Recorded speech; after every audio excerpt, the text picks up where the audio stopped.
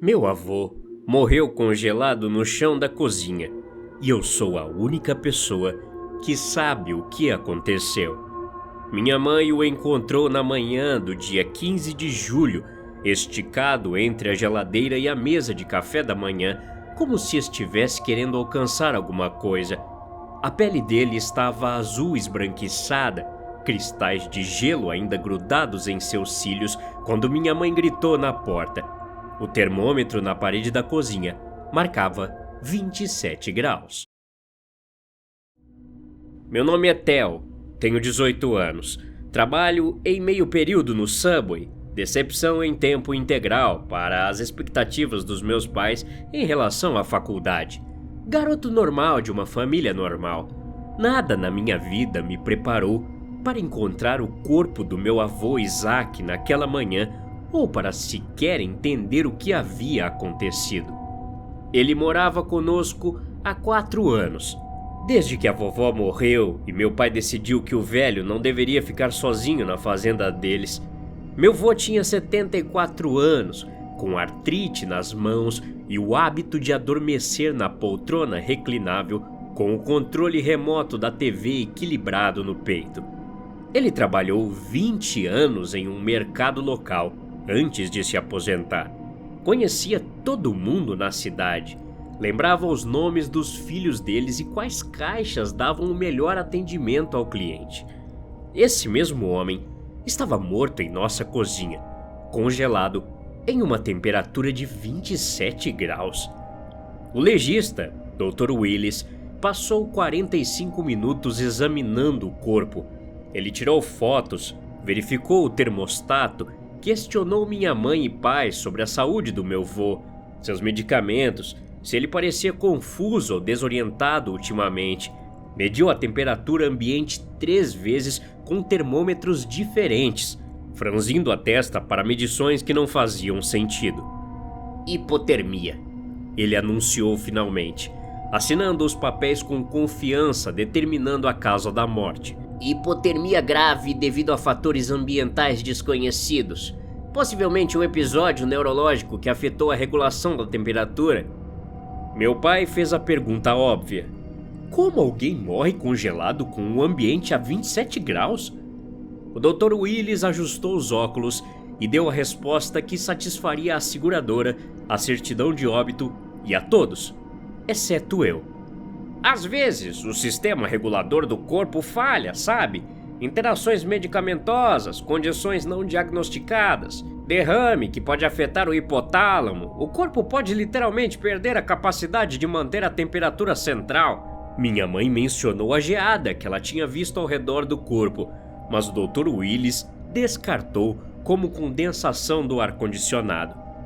Eu não o corrigi, embora nosso ar-condicionado estivesse desligado há 3 dias. O funeral foi na quinta-feira. Metade da cidade apareceu, passando pelo caixão para prestar homenagem a um homem que lembrou seus rostos por 2 décadas.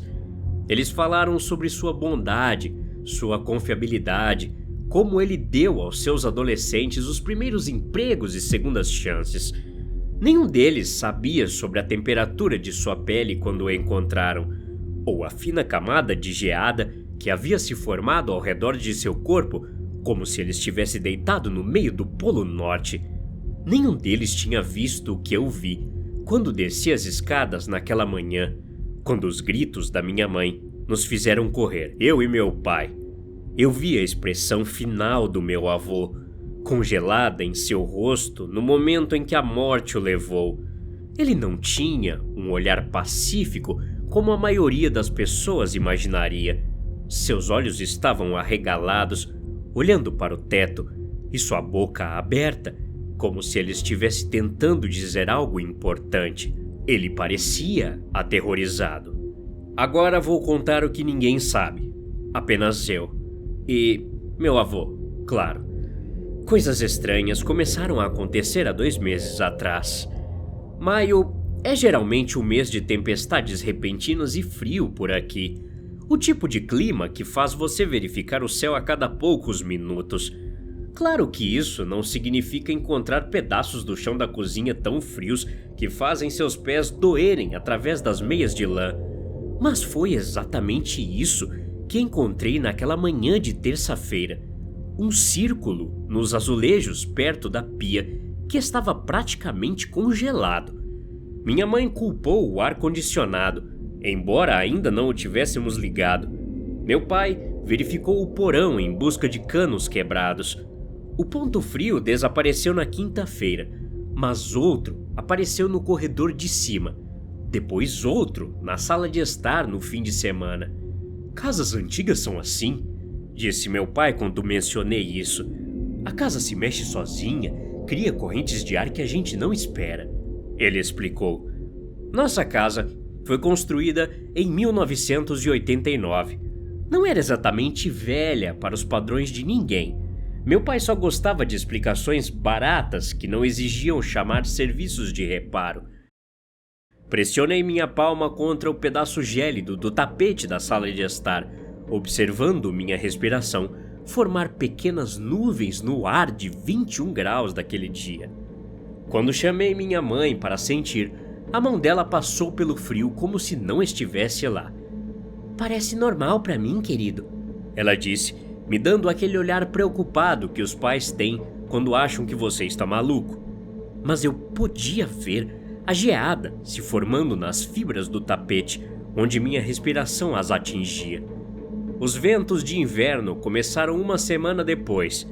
Eu estava assistindo TV ou fazendo o dever de casa e de repente sentia cheiro de neve no ar. Aquele cheiro limpo e forte que vem antes de uma nevasca. O cheiro flutuava pela casa como fumaça invisível, carregando sussurros que eu quase conseguia entender. Uma vez, segui o cheiro para cima, para o quarto do vovô, onde ele estava sentado na cama, olhando para álbuns de fotos antigos, com o rosto pálido e distraído. Você está sentindo esse cheiro, vô? Eu perguntei a ele. Ele olhou para cima de uma foto dele e da vovó em algum piquenique da empresa. Suas mãos estavam tremendo quando ele fechou o álbum. Cheiro de quê? De neve, vô, de inverno, falei. É maio, Theo. Mas sua voz rachou quando disse isso, e eu notei que ele estava usando um suéter, apesar da tarde quente. Os sussurros vieram com o vento que cheirava a neve, vozes tão baixas que eu não conseguia ter certeza de que realmente as estava ouvindo. Às vezes, pareciam estar chamando um nome, às vezes, apenas murmurando como pessoas conversando em outra sala. Eu virava a cabeça para entender as palavras, mas elas desapareciam no nada, me fazendo me perguntar se eu as tinha imaginado completamente. Mas o vovô também as ouvia. Eu o encontrava sentado em sua cadeira à meia-noite, com os olhos bem abertos, respondendo a coisas que o resto da família não conseguia ouvir. Sinto muito, ele sussurrava para o quarto vazio. Eu sei que você está com frio, eu sei. Quando eu perguntava a ele com quem estava falando, ele me olhava com a expressão desesperada. Você também consegue ouvi-los? Não é, Theo? As vozes no vento? Eu balancei a cabeça, e algo entre alívio e terror passou por seu rosto. O frio de verdade começou em junho. Eu acordava às 3 da manhã batendo os dentes, puxando meus cobertores para perto de mim. O quarto parecia normal para todos os outros, talvez até quente, mas meu corpo agia como se eu estivesse dormindo do lado de fora. Quando mencionei isso para minha mãe, ela imediatamente começou a verificar minha febre e perguntar sobre meu apetite. Meninos em crescimento precisam de mais calorias, ela disse, adicionando bacon ao meu café da manhã. Seu metabolismo provavelmente está muito rápido. Ela não conseguia ver a geada se formando nas janelas do meu quarto, enquanto o termostato marcava 23 graus. Meu avô começou a agir de forma estranha na mesma época, mas isso era diferente dos sussurros. Isso era paranoia.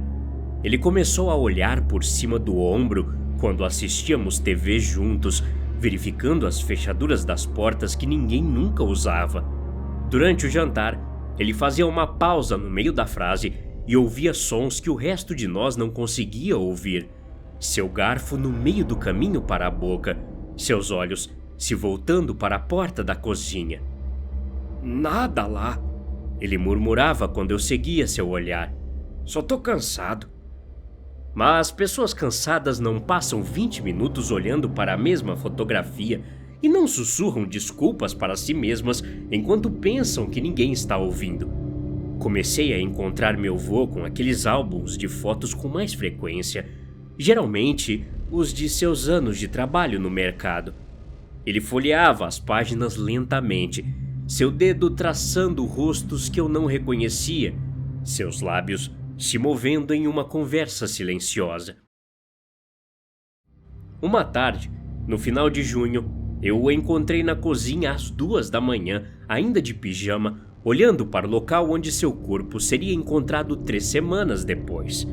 O piso ao redor de seus pés descalços estava coberto de geada que brilhava sob a luz. "Vovô?" o chamei. Ele se virou para mim, mas seus olhos demoraram um pouco para focar, como se estivesse me vendo de uma grande distância.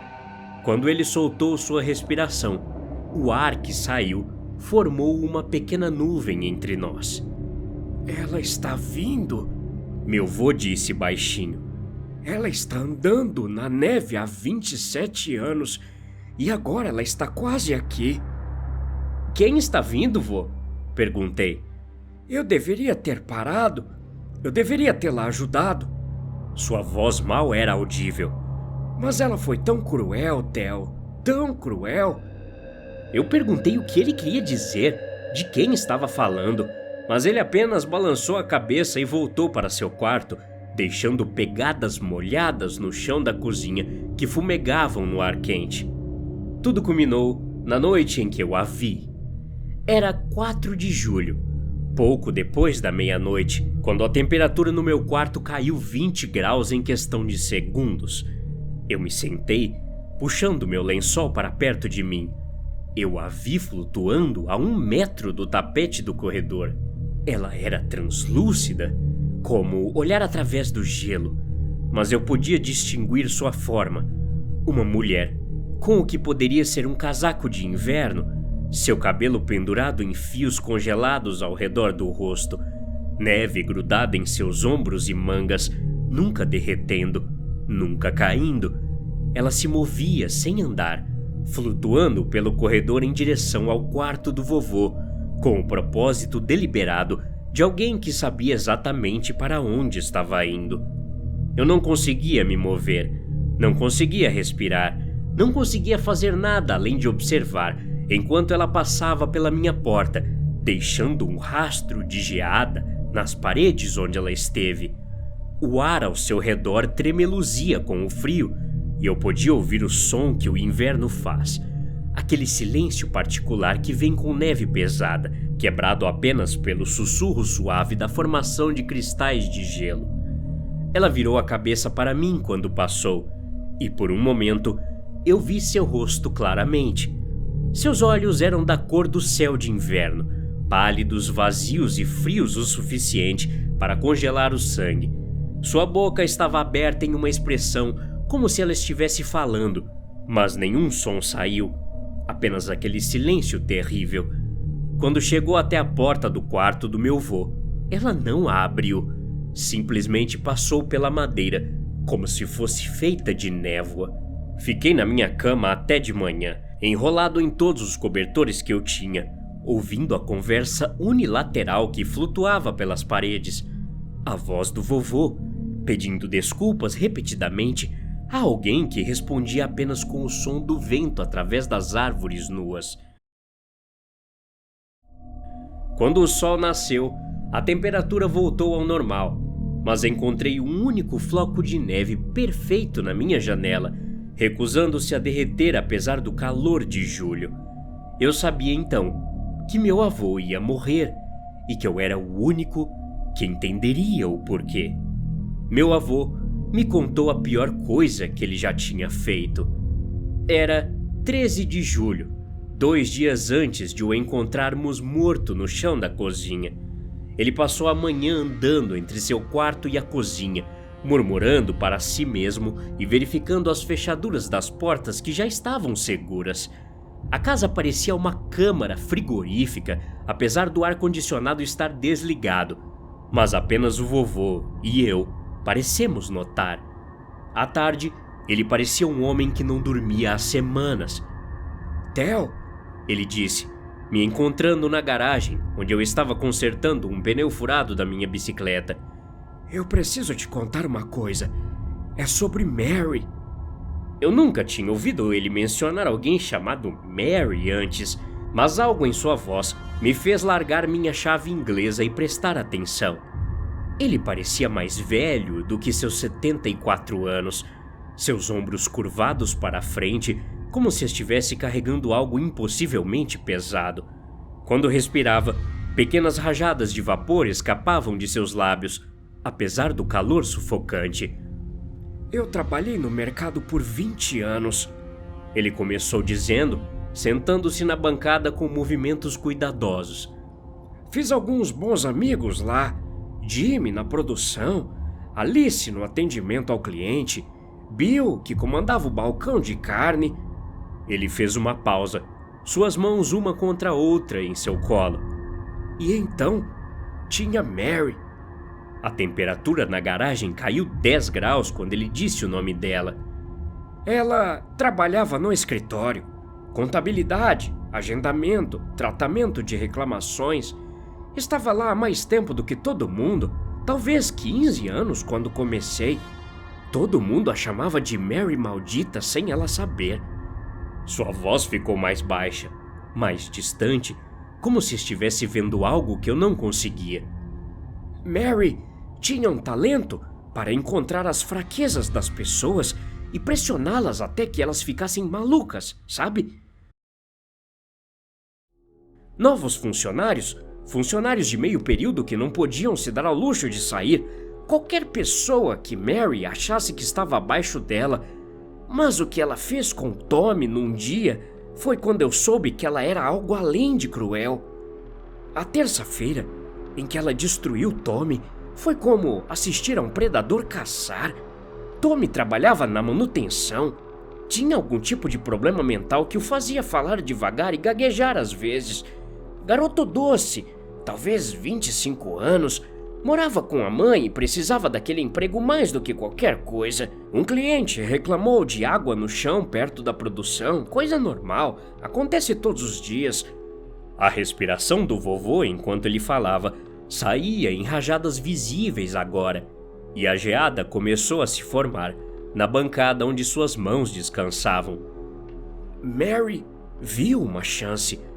Ela chamou Tommy para o balcão de atendimento ao cliente, onde todos podiam ver, funcionários, compradores, crianças esperando com suas mães. E então, ela começou a interrogá-lo sobre sua limpeza descuidada, tornando sua voz alta o suficiente para que todos pudessem ouvir bem. Eu podia ver a cena se desenrolando em seus olhos. 27 anos de culpa gravados nas linhas ao redor deles. Então, enquanto ela xingava Tommy, ela começou a imitar sua fala. Tornou sua voz lenta e hesitante como a dele, tropeçando nas palavras como ele fazia quando ficava nervoso. Tommy, desculpa, Tommy, tentar mais. Ela continuou a falar mais alto, atraindo mais pessoas para assistir Tommy sendo humilhado como uma criança. A geada estava se espalhando na garagem agora, rastejando pelas paredes em padrões delicados que capturavam a luz da tarde.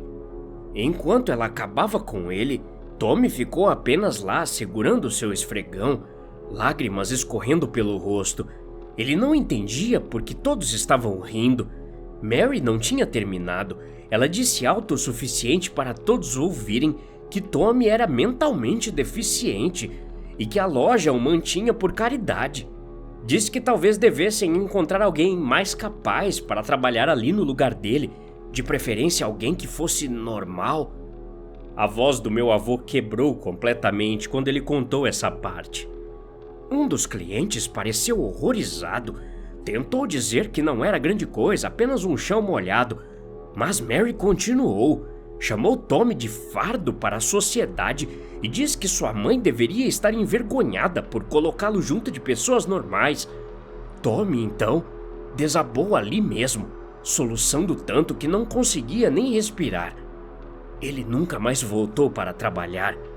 Descobri mais tarde que sua mãe teve que levá-lo para a emergência naquela noite porque ele não parava de tremer.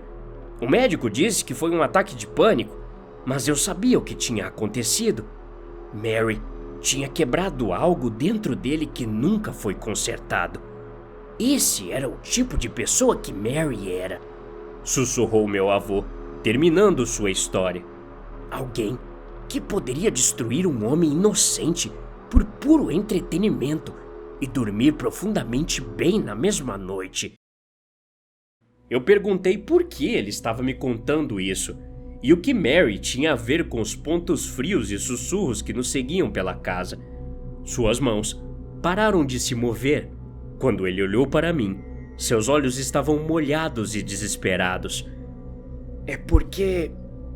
Bom, eu sou a razão pela qual ela está morta. A história saiu lentamente, como se ele estivesse puxando cada palavra de um lugar profundo e doloroso. Era 14 de fevereiro de 1998. Uma nevasca chegou mais rápido do que o previsto, derrubando metros de neve em 6 horas e criando condições de escuridão em 3 estados diferentes. A gerência do mercado tomou a decisão de fechar mais cedo nesse dia, 2 da tarde em vez de 9 da noite. Todos estavam ansiosos para chegar em casa antes que as estradas se tornassem completamente intransitáveis. Mary foi a primeira a sair, como sempre fazia. Ela morava sozinha em uma casa alugada do outro lado da cidade e dirigia um velho carro que não era muito confiável nas melhores condições, muito menos em uma nevasca. Meu vô ficou 1 hora a mais, ajudando a proteger a loja e certificando-se de que todas as geladeiras e freezers estavam devidamente selados caso perdessem a energia. Quando ele saiu, a neve estava caindo tão forte que ele mal conseguia ver seu caminhão no estacionamento. Eu peguei a Avenida 47, ele disse. Era mais rápido e sua avó estava esperando com o jantar pronto. Eu já tinha dirigido naquela estrada 1000 vezes. Sua voz ficou mais baixa, forçando-me a me inclinar mais perto para ouvir. Eu vi os faróis do carro de Mary piscando como se alguém estivesse pedindo ajuda. Quando meu avô se aproximou mais, ele pôde ver Mary parada ao lado de seu carro, acenando freneticamente com os braços. Mesmo através da neve e do vento, ele podia dizer que ela estava em apuros. Então, eu encostei meu caminhão, ele disse. Fiquei lá com o motor ligado, olhando para ela através do meu para-brisa. Ela estava andando em minha direção, tropeçando na neve até os joelhos. Eu pensei em Tommy naquele momento, chorando enquanto todos riam, sobre a maneira como ela o chamou de deficiente. Eu pensei no tipo de pessoa que poderia destruir alguém como Tommy e ainda dormir tranquilo naquela noite. Ela chegou até meu caminhão, começou a bater na janela do passageiro com os punhos, gritando algo que eu não conseguia ouvir por causa do vento. Seu rosto estava pressionado contra o vidro e eu podia ver o terror em seus olhos. Ela sabia que ia morrer lá fora se ninguém a ajudasse. Eu coloquei o caminhão na primeira marcha e acelerei. Ela correu atrás de mim por talvez 20 metros, acenando e gritando. A observei no meu espelho retrovisor até que a neve a engoliu. Então, dirigi para casa e falei para sua avó que eu tinha pegado a rota principal porque era mais seguro. Eles não encontraram o corpo de Mary até março, quando a neve finalmente derreteu o suficiente para um fazendeiro avistar algo que não pertencia ao seu campo.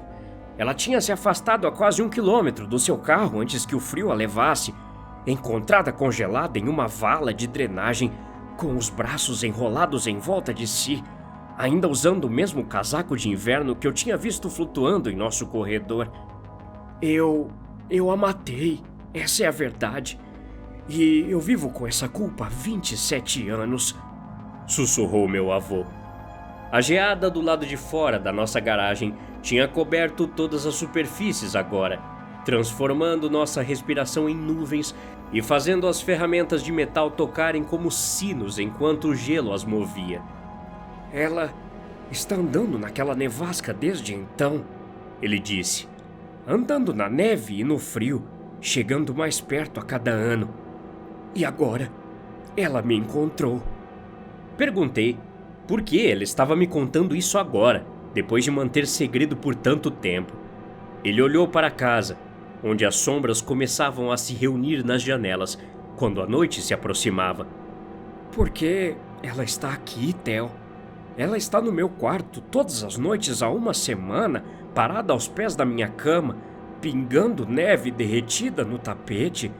Ela não diz nada, apenas me observa com aqueles olhos congelados. E eu acho que você é o único que também consegue vê-la. O ar-condicionado ficou desligado nos dias seguintes. Depois de sua confissão na garagem, ele ficou obcecado com o calor. Toda vez que alguém ligava o ar-condicionado para combater o clima quente, ele o desligava em questão de minutos, suas mãos tremendo enquanto ajustava o termostato. Não suporto ar frio, ele murmurava, vestindo outro suéter, apesar da casa sufocante. Quando meu pai reclamou da temperatura, ele implorou.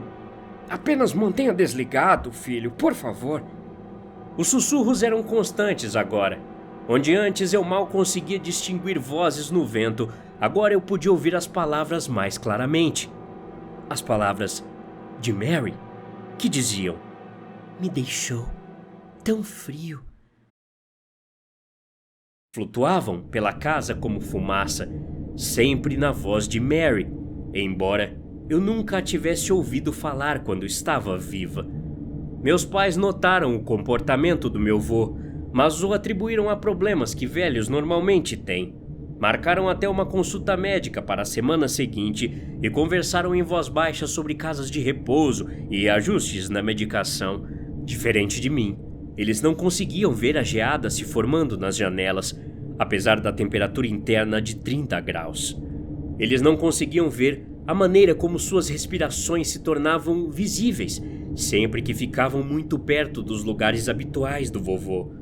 Quando pressionei a mão da minha mãe contra uma parede coberta de gelo, seus dedos passaram como se não estivesse lá. Você não sente isso, mãe? Eu perguntei desesperadamente. Sentir o quê, querido? Ela olhou para mim com crescente preocupação. Você está se sentindo bem? Mas eu podia ver a geada se espalhando sob seu toque. Podia sentir o frio sobrenatural penetrando minhas roupas e entrando em meus ossos. Em 14 de julho, o dia anterior à morte do meu avô, ele parou de dormir completamente. O encontrei na sala de estar às 2 da manhã, totalmente vestido, olhando para a porta da frente. A casa estava sufocante sem ar-condicionado, mas sua respiração formava nuvens constantes quando ele falava. Ela está chegando mais perto, ele disse sem olhar para mim. Onde ela está? Perguntei. Bem ali. Ele apontou para o corredor vazio. Você não consegue vê-la? Ela está parada perto da escada, apenas observando. Eu olhei para onde estava apontando e não vi nada além de sombras, mas a temperatura naquele local tinha que estar abaixo de 0, porque a geada estava se formando na parede em forma de uma mulher. O que ela está fazendo, vô? Perguntei. Nada, apenas olhando para mim. Mas eu posso sentir o frio vindo dela, como ficar perto de um freezer aberto. E seus olhos... Ele estremeceu. Seus olhos são frios também. Nós nos sentamos juntos até o amanhecer.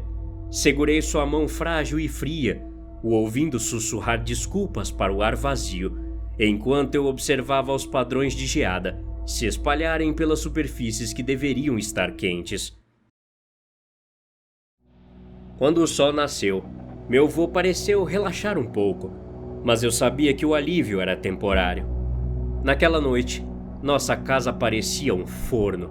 O ar-condicionado ficou em silêncio enquanto o calor de julho empurrava a temperatura interna para bem acima dos 30. Mesmo esse calor, não conseguia competir com o inverno sobrenatural que seguia meu avô de cômodo em cômodo. Os sussurros começaram mais cedo que o normal, logo após o pôr do sol. Desta vez, não eram frases aleatórias, mas algo mais focado, mais exigente. Eu não conseguia entender todas as palavras, mas o vovô conseguia. Ele sentou-se em sua cadeira, não fingindo mais que não conseguia ouvi-la. Eu sei, ele disse para o quarto vazio, sua voz firme pela primeira vez em dias. Eu me lembro de deixá-la lá. Uma pausa, como se ele estivesse ouvindo algo que eu não conseguia entender. Sim, você chamou meu nome. Você implorou para que eu ajudasse. Outra pausa, mais longa dessa vez. A geada estava se espalhando mais rápido agora, cobrindo as paredes ao redor de sua cadeira em intrincados padrões de gelo. Me desculpe, de verdade. Sua voz rachou. Desculpa mesmo, Mary, mas você tem que entender o que você fez com aquelas pessoas. A temperatura despencou.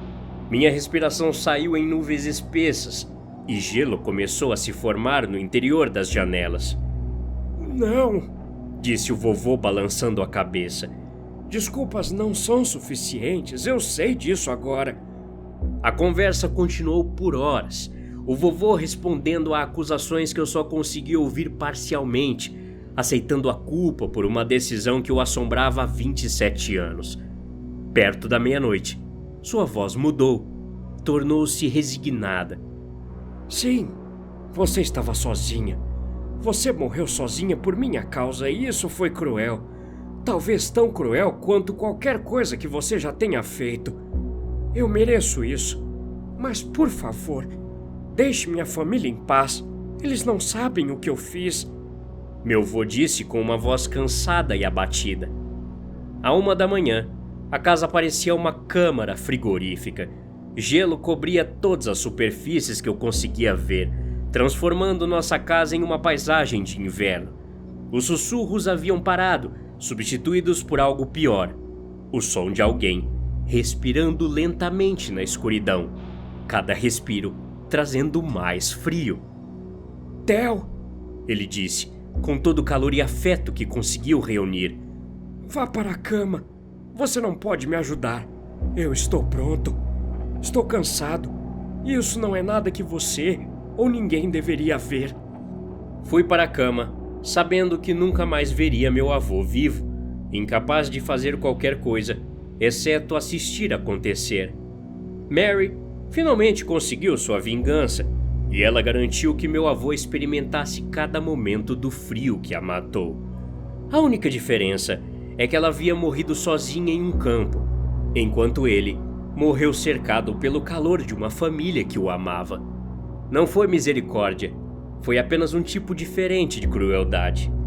3 semanas depois, enviei minhas inscrições para faculdades bem longe de onde eu morava, principalmente locais quentes que nunca nevam. Algumas coisas são frias demais para esquecer, e eu nunca mais quero sentir o inverno. A geada desapareceu de nossa casa no dia em que enterramos o vovô, mas às vezes, nas noites mais frias, ainda ouço sussurros no vento. Eles são mais fracos agora, mais distantes, como se alguém estivesse chamando de muito longe.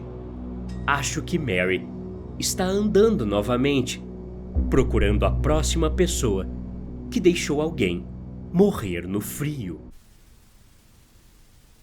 Até a próxima. Obrigado.